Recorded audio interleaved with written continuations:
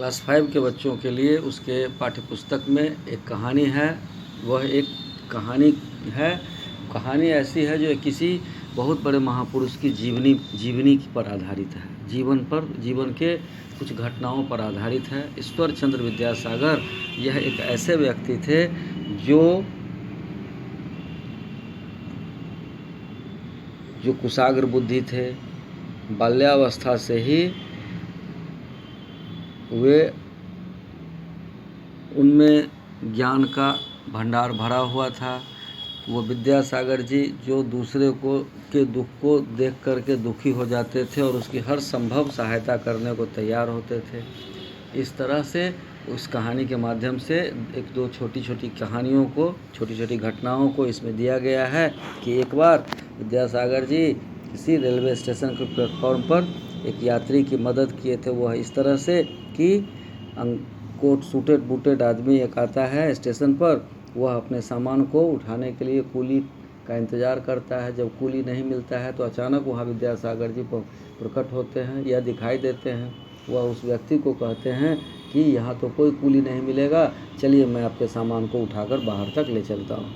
वह सामान खुद ब खुद उन्हें यह एहसास नहीं होता, इतने बड़े आदमी होकर के भी वह उनके सामान को उठाते हैं और कूली की तरह बाहर लाकर उन्हें दे देते हैं। रास्ते में अचानक वही व्यक्ति जब गुजरता रहता है तो वहाँ एक बड़े ही वृद्ध सज्जन वहाँ दिखाई देते हैं, जो उस कूली बने व्यक्ति को पहचान जाते हैं और कहते हैं विद्यासागर जी, यह आप क्या कर रहे हैं, मैं तो आपको पहचान गया। और वह उसके चरणों पर गिर जाता है। जो व्यक्ति स्टेशन पर आता है, जिनके सामान को विद्यासागर जी उठाते हैं, वह व्यक्ति बड़ा शर्मिंदा होता है कि इतने बड़े व्यक्ति जिन्होंने लाज शर्म सबको त्याग करके मेरी मदद की, और वह बहुत शर्मिंदा हुआ। इस तरह से एक घटना और है उनके जीवन की कि एक बार वे कहीं जा रहे थे, रास्ते में उसे एक छोटा सा बालक मिलता है। वह बालक उनसे कुछ मांगता है, कुछ डिमांड करता है कि एक बालक एक बार उनसे एक आना मांगा। उसने पलट कर उससे पूछा, यदि तुम्हें 1 रुपया दे दूं तो तुम उसका क्या करोगे? बालक ने उत्तर दिया कि यदि आप मुझे 1 रुपया दे देंगे तो उसमें से 4 आने का मुरमुरे, 4 आने का चना बेचने के लिए खरीदूँगा और शेष 8 आना जो है परिवार के 2 वक्त की रोटी का व्यवस्था करूँगा। विद्यासागर जी प्रसन्न होकर उसे 1 रुपया दे देते हैं और इस घटना को भूल जाते हैं। काफ़ी दिनों के बाद वह व्यक्ति एक बहुत बड़ा सेठ बन जाता है, लेकिन अब वह सेठ जब बन जाता है तो वह उस विद्यासागर को नहीं पहचान पाता है। उस व्यक्ति ने विद्यासागर जी को 1 रुपया देने वाली घटना सुनाई और उसने कहा, आपके ही दिए हुए रुपये से यह मेरा व्यापार यहाँ तक पहुँचा है। वह सेठ न बिना करके विद्यासागर जी को अपने घर ले गया, जहाँ उनका अतिथि सत्कार किया। इस तरह से विद्यासागर जी अपनी योग्यता के बल पर प्रधानाचार्य बने। पहले तो शिक्षक बने, फिर प्रधानाचार्य बने।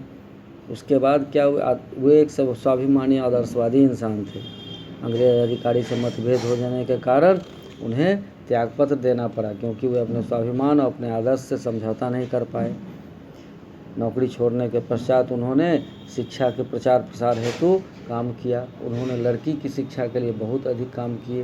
उन्होंने शिक्षा, उसके अधिकार के लिए कितने स्कूल कॉलेज खोले। उन्होंने पुस्तकें लिखी। सादा जीवन उच्च विचार उनका था।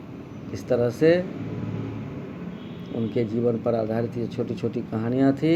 इस कहानी से आप लोग भी शिक्षा लेंगे और इसके प्रश्नोत्तर को तो लिखाया जा चुका है, अब आप लोग इसको पढ़ेंगे।